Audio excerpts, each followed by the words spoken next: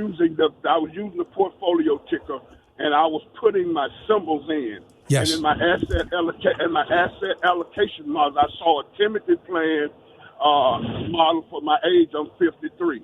What I wanted to know was, in those different asset allocations, do I put all of my symbols in the ticker, or how does that work, Dan? Yeah, I watched the videos and everything, but I want to talk to you about that. Sure. How does that work? Yeah, so all of your mutual fund, like put all of your 401k, symbols, put all of that in there.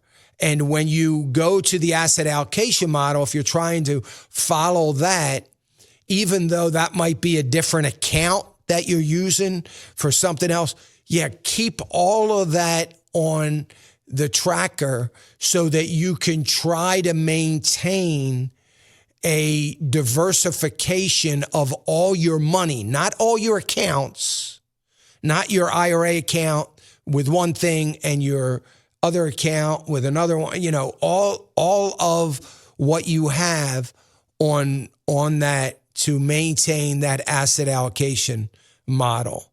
And so, you put all those tickers on. Now, with the mutual funds, it's different because they're not sectors. So, you see when you drop down, you see I have just a thing in there just says mutual fund. Well, that's where you just put all your mutual funds because they're not they are diversified themselves. So the mutual fund has stocks in every one of those sectors. They're not a sector in and of themselves unless they're a sector fund, it's called, like all energy or all utilities or all financials or something like that. And the vast majority of them, they don't have those in your 401k or something. So you just put them in mutual fund. But you should try to, in another account or however you're doing it, follow along with your asset allocation model. And yes, when you put those, when you go there, you're going to put those individual symbols in and how many shares you own and what sector it is, energy or industrials or whatever it is. And you're going to just put all that in and keep track of all that as well. And my last and final question is, like I say, I wanted to follow your buy list.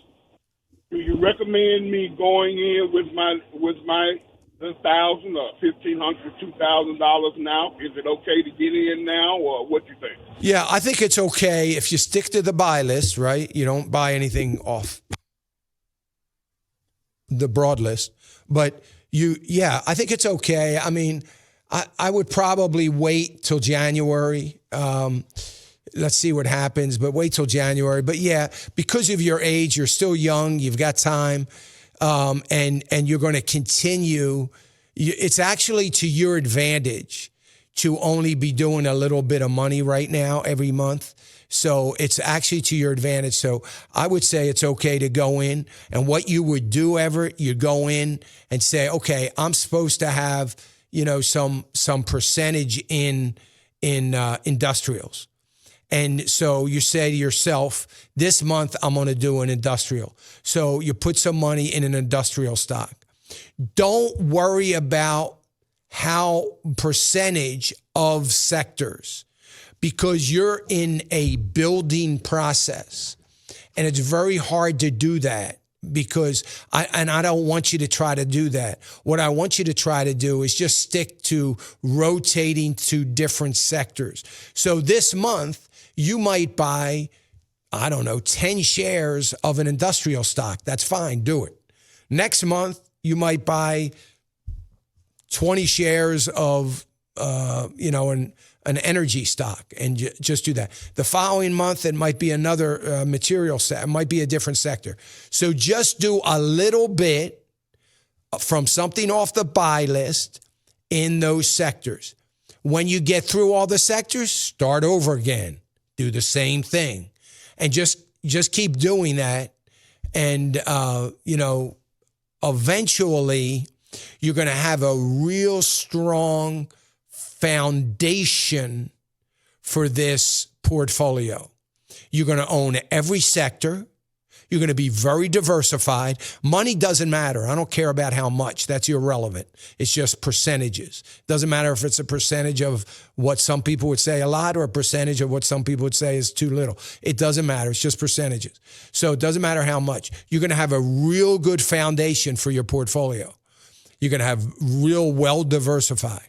And in a year's time, a year and a half's time, you're going to start now saying, you know what, I'm going to focus on this sector. Dan said, this is a strong buy. We ought to buy it. So I'm just going to buy it this month.